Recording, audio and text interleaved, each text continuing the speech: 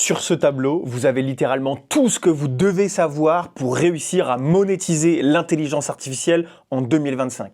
Vous avez littéralement tout ce que vous devez savoir pour réussir à lancer un business dans l'intelligence artificielle sans aucune compétence technique, sans avoir besoin de coder ou de faire quoi que ce soit dans le développement et sans avoir besoin d'être un expert en intelligence artificielle.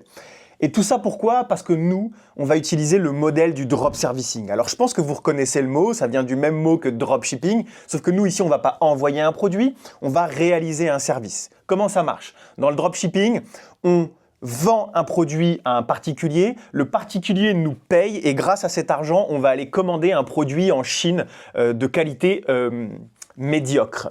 Et sauf qu'ici, on va faire autrement. Ici, donc tu vois, tu es là. Il y a écrit « nous », je vais t'appeler toi pour la vidéo. Donc toi, tu es là et tu veux vendre de l'intelligence artificielle à une entreprise.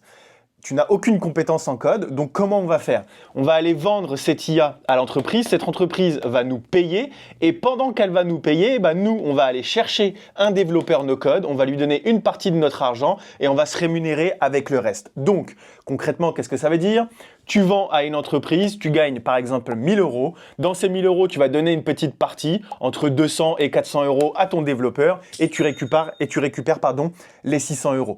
Comment ça va pouvoir se manifester dans la vraie vie? Comment ça s'applique dans la vraie vie? Quelles étapes tu dois suivre correctement pour pouvoir performer avec une agence IA? Ça va être tout simple. Toi, tu es juste ici, tu veux gagner de l'argent, tu sais que l'intelligence artificielle, il y a un truc à faire, tu sais qu'il y a une hype, tu sais qu'on est en train de rentrer dans une nouvelle ère. Donc, tu veux gagner de l'argent. Pour gagner de l'argent, tu le sais, il faut résoudre un problème douloureux pour une entreprise. Donc ça, c'est quelqu'un qui a la tête qui explose, il en a marre, il a mal quelque part, il passe du temps sur quelque chose qui le gonfle, il a envie de supprimer telle ou telle tâche répétitive de son quotidien. Et nous, on est là pour l'identifier. Donc toi, tu es là. Ta priorité première, c'est d'aller identifier un problème au sein d'une entreprise.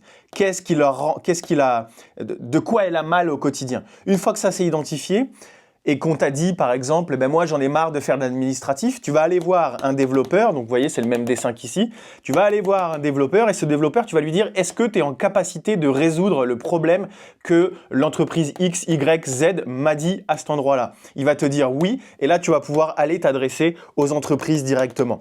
Donc, maintenant, comment tu vas faire pour aller trouver un développeur? Tu vas te rendre sur Internet, Facebook, les réseaux sociaux de manière générale, les plateformes de freelance, LinkedIn, les plateformes de job, les job boards et compagnie. Tu vas aller faire une tonne et une tonne et une tonne d'entretiens pour trouver le développeur qui veut bien bosser avec toi, pour trouver la pépite qui veut bien bosser avec toi, qui veut bien se greffer à ton agence et bosser avec toi au quotidien. Et une fois que tu auras fait 10, 15, 20, 30, 40 entretiens, parfois moins, chez nous, chez Le Cercle IA, on s'occupe de vos projets. On ne vous met pas en relation avec un dev, on s'occupe de vos projets, vous pouvez nous les sous-traiter. Donc, tu n'auras pas besoin de faire ça si tu as envie de nous rejoindre. Mais ici, pour ton cas à toi, tu vas devoir faire plein d'entretiens pour trouver la pépite. Et une fois que tu as trouvé la pépite, ça c'est mon conseil.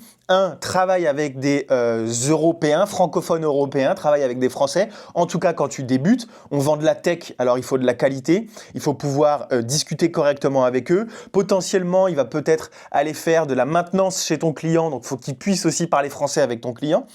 Attention, ne déformez pas mes propos, on peut travailler avec des étrangers, simplement c'est mon conseil de ne pas spécialement le faire, en tout cas quand on débute. Et deuxième conseil, payez correctement vos développeurs. On vend de la tech encore une fois. On n'est pas en train de vendre une formation ou je sais pas quoi. Une formation, si tu vends une formation et qu'il y a 15 modules à l'intérieur, s'il y a un module qui est un peu moins bien, c'est pas très grave, il y a un feeling avec l'humain. Là, si ta tech elle est pourrie, le mec il se barre, il arrête de payer, point barre. Donc paye correctement tes développeurs pour qu'ils te développent de la qualité et que tu puisses délivrer de la qualité et que le client soit content parce que c'est le cœur de ton business, le produit que tu vas vendre derrière. Donc je récapitule, toi tu es là, tu veux gagner de l'argent, tu vends de l'IA que tu auras identifié à cet endroit-là, tu vends de l'IA à une entreprise, elle te paye, tu prends une partie de l'argent pour payer le développeur.